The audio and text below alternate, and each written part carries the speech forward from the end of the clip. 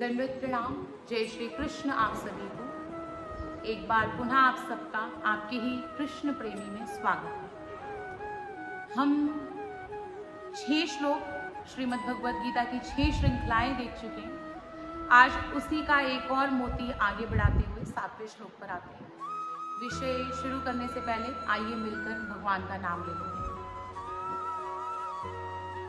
श्री कृष्णाय नमो नमः, श्री कृष्णाय नमो नमः, श्री कृष्णाय नमो नमः, श्री कृष्णाय नमो नमः। मुझे शरण में रखो सदा, चरणों में दो थोड़ी जगह। श्री कृष्णाय नमो नमः, श्री कृष्णाय नमो नमः। जय श्री कृष्ण। सस्नेह प्रेम पूर्वक दंडवत प्रणाम। पिछले मोती को पिरोते हुए हमने माला में बहुत सुंदर भाव से समझा। प्रसादम अधिगच्छति, प्रसन्नता को प्राप्त करता है। कौन? जो राग द्वेष वियुक्त है, राग द्वेष का वियोग कर लेता है, उनसे दूर होता है, अपनी इंद्रियों को वशीभूत करता हुआ चरण करता है, आचरण करता है, व्यवहार करता है। ऐसा जीव प्रसादम अधिगच्छति, प्रसन्नता को प्राप्त करता है। अब देखिए, प्रसन्नता को प्राप्त करने के बाद क्या विशेष मुख्य रूपी लाभ होता है, इस बात को समझना भी उतना ही जरूरी है। तभी तो प्रसन्नता को प्राप्त करने का हम प्रयास करेंगे। अब वो प्रसन्नता को प्राप्त करने का प्रयास करने के लिए, उसके मन में उत्सुकता होने के लिए, मुझे प्रसन्नता प्राप्त करनी है, मुझे आध्यात्मिक प्रसन्नता प्राप्त करनी है। इस भाव को लाने के लिए, उस प्रसन्नता को प्राप्त करने पर क्या होगा, इस बात को भी समझना उतना ही जरूरी हो जाता है। जैसे कि अगर आज की डेट में आप कोई गाड़ी लेने के लिए शोरूम में जा रहे हैं, अब वो गाड़ी, आप कई बार ऐसा होता है, हम कोई चीज़ लेने के लिए पहुंचते हैं, चाहे वो मोबाइल फ़ोन हो, कुछ भी हो, सबसे पहले हमने सोचा कुछ और होता है, लेकिन जब हम दुकान पे जाते हैं तो हमारा माइंड चेंज कर लेते हैं। क्यों? क्योंकि उसके आगे फीचर्स को समझते हैं, उसके प्रोसेसर्स को समझते हैं। वन टाइम ही इन्वेस्टमेंट होगी कुछ लॉन्ग टर्म के लिए। अब उस लॉन्ग टर्म की वन टाइम इन्वेस्टमेंट में आप अपनी जीवन का कमाया हुआ कुछ बहुत बड़ा अंश उसमें लगा रहे होते हैं। अब वो बहुत बड़ा अंश उसमें लगने वाला है, इसलिए आपको, आपके मन में क्या होता है उद्देश्य? मुझे अच्छी चीज लेनी है। इसीलिए अगर हम उस संसारिक चीज को, जो सारी जिंदगी भी साथ नहीं चलेगी, कुछ सालों बाद हम वापस से उसको चेंज करने के लिए पहुंचे होंगे कोई नई चीज लेने के लिए, तो उसी प्रकार से ये प्रसन्नता, तो आध्यात्मिक प्रसन्नता तो मनुष्य जीवन का सही मायने में उद्देश्य है। तो इस उद्देश्य को प्राप्त करने का क्या सबसे बड़ा लाभ हो सकता है, अब उस बात को समझा रहे हैं। क्यों समझाया गया अर्जुन को इस बात को? क्योंकि अर्जुन, हमने पीछे जाना, विषादग्रस्त है, पूरी तरह से दुखी है। उसके मन में एक ही चीज उसको खल रही है कि मैं अपनों पर वार किस प्रकार करूं, अपनों पर प्रहार किस प्रकार करूं। एक तरफ मेरे गुरु खड़े हैं, मेरे परदादा खड़े हैं, सब कोई मेरे रिश्तेदार खड़े हैं। इस विषादग्रस्त में होते हुए अर्जुन को तब श्री कृष्ण भगवान समझा रहे कि अर्जुन, दुख में ग्रसित होकर कुछ नहीं होना, अपितु प्रसन्नता को प्राप्त करना जरूरी है। क्योंकि प्रसन्नता को प्राप्त करने से क्या होगा?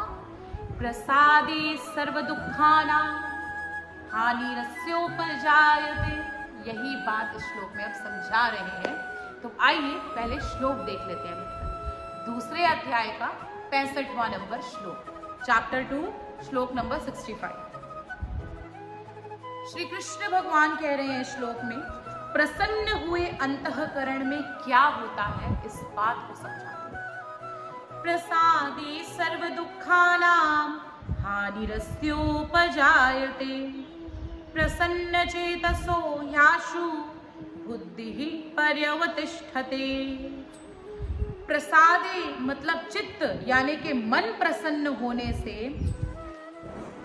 मुमुक्षु जीवात्मा के सभी दुखों का हानि उपजायते मतलब हानि होती है, सभी दुखों का लॉस होना शुरू हो जाता है।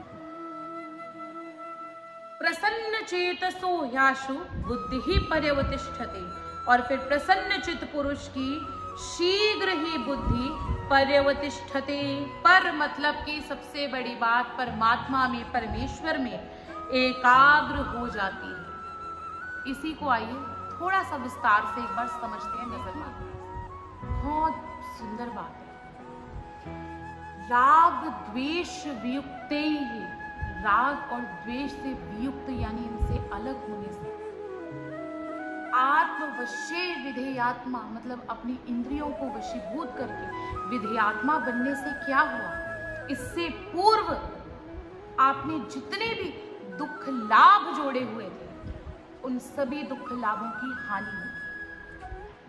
आमतौर पर क्या होता है, राग द्वेष अगर हमारे इंद्रियों में हम नियंत्रित नहीं होते, राग द्वेष से वियुक्त नहीं होते तो हमारे सुखों की हानि बहुत ज्यादा होती है और हमें दुखों का लाभ भी बहुत अधिक प्राप्त होता है इसी वजह से, है ना। अब वो दुखों का लाभ बहुत ज्यादा प्राप्त होता है, सुखों की हानि बहुत ज्यादा होती है, लेकिन जब हम राग द्वेष से वियुक्त होकर के इंद्रियों को वशीभूत करते हुए एक विधेयात्मा बनने के मार्ग पर चल पड़ते हैं तो उस समय क्या होता है, हमारे दुखों की हानि बहुत अधिक होती है और सुख की मर्यादा हमें बहुत अधिक प्राप्त होती है। जो सुखों में लॉस हो रहा होता है वो अब प्रॉफिट में बदल जाता है और जो दुखों में बहुत प्रॉफिट हम कमा रहे होते हैं वो अब लॉस में बदल जाता है। ये प्रसादम अधिगच्छति प्रसन्नता को प्राप्त करने से विशेष रूपी लाभ होता है। यही श्री कृष्ण भगवान यहाँ अर्जुन को समझा रहे हैं। हमें मानसिक, वाचिक, शारीरिक रूप से जितने भी हमने दुख लाभ जोड़े हुए हैं वो दुख लाभ जो है हमारे वो अब हानि में परिवर्तित हो जाते हैं और हमारे सुखों की मात्रा बढ़ जाती है, क्योंकि अब हमारे चित्त में यानी हमारे मन में अप्रसन्नता है। ऐसा क्यों होता है, आप संसारिक व्यवहार में भी देख लीजिए, प्रतिदिन की क्रिया में आग और पानी कभी एक साथ नहीं रह सकते। जहां आग जल रही है उसके ऊपर यदि पानी डाल दिया जाए तो वो आग बुझ जाएगी, है ना।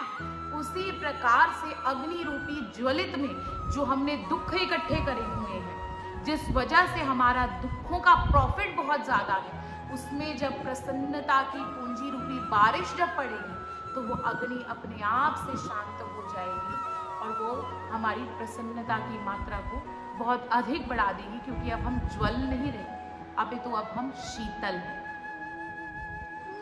देखिए प्रथम दो पंक्तियों का अर्थ तो स्पष्ट है श्लोक की। प्रसादे सर्व दुखानां हानिरस्योपजायते। कैसे? अस्य हानि, किसकी हानि? मतलब कि विधेयात्मा की, जो प्रसादम अधिगच्छति बन चुका है उसके दुखों की हानि हो जाती है। अब गौर फरमाइएगा, ध्यान दीजिएगा, यहां पर मैंने ये नहीं कहा कि उसके दुखों का नाश हो जाता है, क्योंकि जब तक जीव संसार में है ये बात तो बिल्कुल स्पष्ट है कि उसे दुख तो भोगना है। पूरी तरह से दुख उसके शून्य तब होंगे जब वो ईश्वर के निज धाम में पहुंच जाएगा, संसार के जन्म मृत्यु के चक्र से छूट जाएगा और संसार में रहते हुए दुखों से जुड़ना नामुमकिन है। लेकिन प्रसन्नता को प्राप्त करने से, प्रसादम अधिगच्छति बनने से, विधेयात्मा बन करके प्रसादम अधिगच्छति बनने से, प्रसन्नता को प्राप्त करने से अगर उसे कुछ विशेष रूपी लाभ होगा तो क्या, अगर उसके जीवन में जो 100% जो दुख है वो 100% का दुख जो है वो उसका 0.1% रह जाएगा। मतलब दुखों का पूर्ण रूप से नाश होना तो संभव है ही नहीं, लेकिन प्रसन्नता को प्राप्त करने से दुखों की हानि यानी कि उसका लॉस अधिक हो जाएगा और प्रसन्नता का मुनाफा, उसका प्रॉफिट बढ़ जाएगा। क्योंकि देखिए अब उसकी इंद्रियां आत्मवश्य इंद्रियेश्चरण बन चुकी हैं। मतलब अब वो अपनी इंद्रियों को वशीभूत करते हुए विषयों में चरण कर रहा है। पहले जो वो सब कुछ जीने के लिए मतलब भोगने के लिए जी रहा था, अब वो मात्र जीने के लिए भोग रहा है। अब उसकी स्थिति पहले जैसी नहीं है, क्योंकि उसे बहुत ज्यादा फर्क नहीं पड़ता। वो शांत है, अब वो चंचलता से हट करके अब वो स्थिरता में आ रहा है, अब वो दृढ़ता में आ रहा है। ये फर्क पड़ता जा रहा है उसके जीवन में। तो प्रथम 2 पंक्तियां स्पष्ट कि प्रसन्नता को प्राप्त करने से, प्रसादम अधिगच्छति बनने से सभी दुखों की उसके जीवन में हानि होना शुरू हो जाती है। और जो विधेयात्मा है वही प्रसन्न चेतसो, उसका चित्त उसी का एकमात्र प्रसन्नता से भरा हुआ है। और प्रसन्न चेतसा होने की वजह से उसकी बुद्धि पर्यवतिष्ठते आशु, शीघ्र ही उसकी बुद्धि पर्यवतिष्ठते, परमात्मा में स्थिर हो जाती है। ये अब उसके जीवन में एक विशेष रूपी परिवर्तन, संतुष्टि, शांति का मार्ग प्रतीत हो चुका है, उसे समझ आ चुका है और इस जीवन शैली पर वो अब आगे बढ़ चुका है। यानी अब उसकी बुद्धि बेचैन नहीं रहती, मुझे क्या करना है, मिनट में कुछ, क्षण में कुछ। अब वो वैसा नहीं रहता, अपितु वो अब स्थिर रहता है। वो अब जीने के लिए कार्य कर रहा है, और क्यों जी रहा है, इस उद्देश्य को समझता हुआ अपनी इंद्रियों का चरण कर रहा है, आचरण कर रहा है। आप कभी अनुभव करके देखिए, शांत बैठ करके 2 मिनट, कितनी छोटी छोटी चीजों पर हम दुखी हो जाते हैं। अभी अचानक से लाइट चली जाए, हम दुखी हो जाते हैं, हाय लाइट चली गई। कितना सरल है हमारे मुंह से निकलना हाय, और हमारी जनरेशन के मुंह से निकलना ओ शिट। इसका कभी हिंदी में अर्थ करके देखिए, आप क्या कह रहे हैं। आपके मुंह से आप बार बार गंदगी रूपी शब्द का प्रयोग कर रहे हैं। जब हम खुद अपने मुख से जैसा प्रयोग कर रहे हैं गंदगी रूपी, तो जाहिर सी बात है हमारी इंद्रिय मन बुद्धि पर भी हमेशा गंदगी लगी रहेगी। उस गंदगी को हटाने के लिए सबसे पहले क्या जरूरी है, हमारी मन बुद्धि पर जो गंदगी रूपी शब्दों का प्रयोग सतत हमारे ऊपर बैठा हुआ है, उस प्रयोग को हमारे जीवन से थोड़ा हटाना, साइड करना। अच्छी सोच, अच्छे शब्द मुख में रहेंगे बार बार, तो हम अपने आप ही हमारे जीवन में अच्छा करेंगे। बार बार हाय ओ शिट, हाय ओ शिट, ये सब चीजें निकलेंगी तो नेगेटिव उल्टा ही होगा। दूसरा ओ शिट ओ हाय पहले खड़ा होगा। कभी सोचा आपने किसी दिन बहुत ज्यादा काम अच्छा कमा लिया हो, बहुत अच्छा अर्न करा हो, हम कभी नहीं कहेंगे बहुत बढ़िया कमाई हुई, बहुत बड़ा अच्छा हुआ, आज इतना प्रॉफिट हो गया, आज इतना मुनाफा हो गया, आज ऐसी हो गया, वैसी हो गया ना। लेकिन उसके ऑपोजिट अगर किसी दिन कुछ हुआ, हाय आज कमाई बहुत कम, हाय ओ शिट आज तो कुछ बिजनेस में हुआ ही नहीं, आज कोई डील ही फाइनल नहीं। मतलब हम नकारात्मकता की तरफ ज्यादा ध्यान देते हैं सकारात्मकता की तरह ध्यान देने की बजाय। इतनी छोटी छोटी चीजें हमारे ऊपर हावी होती हैं हमें दुख पहुंचाने के लिए। हमारे ऊपर निर्भर करता है हम किस चीज को कितना दुखी होना चाहते हैं, उस पर इफेक्ट होना चाहते हैं, उसका प्रभाव अपने ऊपर पड़ने देना चाहते हैं या नहीं। पहले तो हमें अपने ऊपर काम करते हुए कार्य करना आवश्यक है, अपने आप को सुधारना, अपनी सोच को सुधारना आवश्यक है। जब हम इस सोच को सुधार रहे होते हैं तभी हम प्रसादम अधिगच्छति बन पाते हैं, और जब हम प्रसादम अधिगच्छति बनते हैं मतलब प्रसन्नता को प्राप्त करते हैं, तभी सर्व दुखानां हानिरस्योपजायते, सभी दुखों की हानि हो जाती है, हमारे दुखों का लॉस होना शुरू हो जाता है। वो हाय हाय रूपी जो हर बात पर 100% 100% था, वो परसेंटेज घटते घटते घटते घटते एक मात्र 0.1% रह जाती है। देखिए जो कष्ट पहाड़ जितना था, वो स्थिर होने से, प्रसन्नता को प्राप्त करने से 0.1% रह गया। समझे आप, ईश्वर में स्थिरता लाने से आपके और हमारे जीवन में क्या फर्क पड़ता है? यही सबसे बड़ा फर्क पड़ता है। ईश्वर के नाम को लेने का सौभाग्य और लाभ देखिए, नाम लेने मात्र से, उसकी प्रसन्नता को प्राप्त करने के मार्ग पर बढ़ने मात्र से क्या लाभ हुआ, कहीं आने वाले कष्ट, दुख, तकलीफ हमसे दूर होने लग गई हमें, क्योंकि पहले जैसा अब हमारा व्यवहार नहीं रहा, पहले जैसे हम नहीं रहे। अब हमें हर छोटी बड़ी चीज को इफेक्ट होने नहीं देते हम हमारे ऊपर, वो इफेक्ट करने आती है लेकिन हम नहीं होने देते। यार इन चीजों के लिए मैं इफेक्ट हूं। अब मेरी चीज सोच ऐसी बनने लग गई है और ऐसी सोच होने की वजह से हम दुखों की हानि करते हुए प्रसन्नता को प्राप्त करते हैं, और प्रसन्नता को प्राप्त करते हुए हमारा चित्त अप्रसन्न रहने लग गया है। इसलिए बहुत सरलता से बुद्धि पर्यवतिष्ठते, जैसे जैसे हम ऊपर चढ़ते जाते हैं वैसे वैसे बुद्धि पर्यवतिष्ठते, हमारी बुद्धि जो है वो सबसे परे जो ये है साक्षात पार ब्रह्म परमेश्वर, उस परमेश्वर में दृढ़ होने लग जाती है, स्थिर होने लग जाती है। मतलब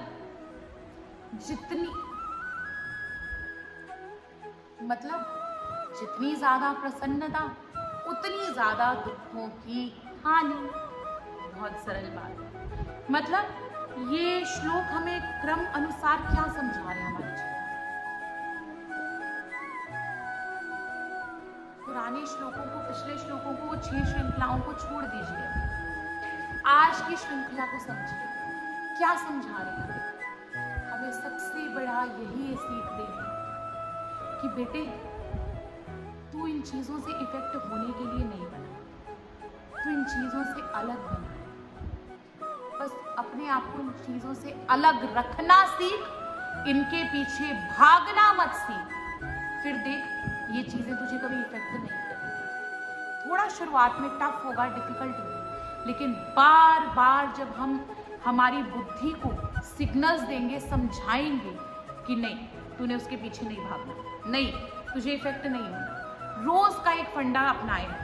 सबसे पहले हम कोई चीज शुरू करें, जैसे एग्जाम्पल आज खाने के ऊपर शुरू करें। मैंने थोड़ा सा अपने ऊपर कंट्रोल करते हुए बाहर जाऊंगा, बहुत सारी दुकानें आएंगी, वो चीजें मुझे अपने पास अट्रैक्ट करेंगी, उसकी स्मेल मेरे पास पहुंच करके अट्रैक्ट करेगी। लेकिन मैंने आज बाहर का फूड नहीं खाना, वो खाना नहीं खाना, मुझे इफेक्ट नहीं होगा। एक दिन बिता लिया, वेरी गुड। और सबसे बड़ी बात, नवरात्रे भी आ रहे हैं, तो इन दिनों में सिग्नल टारगेट, मैं बाहर का नहीं खाऊंगा, बिल्कुल भी नहीं खाऊंगा। कई बार मैं चंचल होकर के भटक जाता हूँ, वापस से उसके पीछे भागता हूँ। मतलब देखा कि वो एक खाने की चीज मेरे को कितना इफेक्ट कर रही है, मुझे नहीं इफेक्ट होगा। उसके बाद धीरे धीरे वो ना इफेक्ट होते हुए, जैसे जैसे आप उस चीज पर जीत हासिल करते जाओ, अपने आप को खुद पीठ थपथपाते हुए शाबाशी देते हुए कहना, वेल डन, आज तूने कर लिया। अब नेक्स्ट वीक मैं एक और टारगेट पकड़ूंगा कि देखूंगा वो चीज मुझे इफेक्ट करती है। कई बार सामने से कोई मेरे ऊपर चिल्लाएगा बार बार, तो मैं कोशिश करूंगा उस चीज को इग्नोर करके साइड से आगे चला जाऊं, उसको रिप्लाई करने के पीछे ना भागूं। जब मैं ऐसे धीरे धीरे करने की कोशिश करूँ, ये मेरे लिए अपने नए चैलेंजेस हैं, और उन चैलेंजेस को, उन विषयों को जब मैं पूरा करूँगा तो मतलब मैं प्रसन्नता को प्राप्त करने के मार्ग पर चल चुका हूँ। आप खुद देखना, आप जब ये चैलेंजेस कंप्लीट करने लगोगे आपको खुशी होने लगेगी।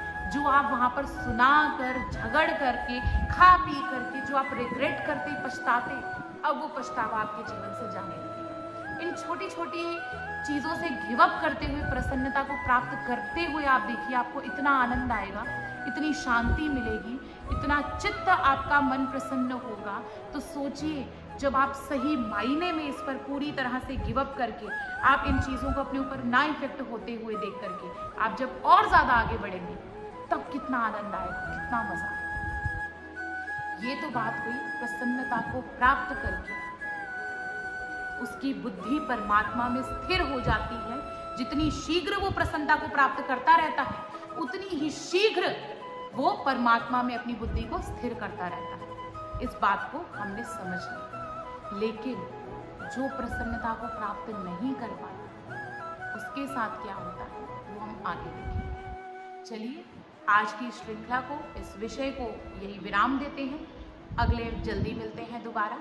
तब तक के लिए आप सबको सस्नेह प्रेम पूर्वक दंडवत प्रणाम। जय श्री कृष्ण। और इस बार जो कहा है उस पर सोचिएगा सर। आज मैं भगवान से ये प्रार्थना करती हूँ, शब्दों को किसी चीज को ना दोहराते हुए, अगर आप लोग कुछ गिव अप करके प्रसन्नता को प्राप्त करने की चीज को, कुछ एक चीज को भी आप अपनाने की मन में सोचें तो ईश्वर आपको उसमें सफल करे, ताकि आपको और अधिक प्रसन्नता प्राप्त करने की लालसा उत्पन्न हो। आज्ञा दीजिए मुझे। दंडवत प्रणाम। जय श्री।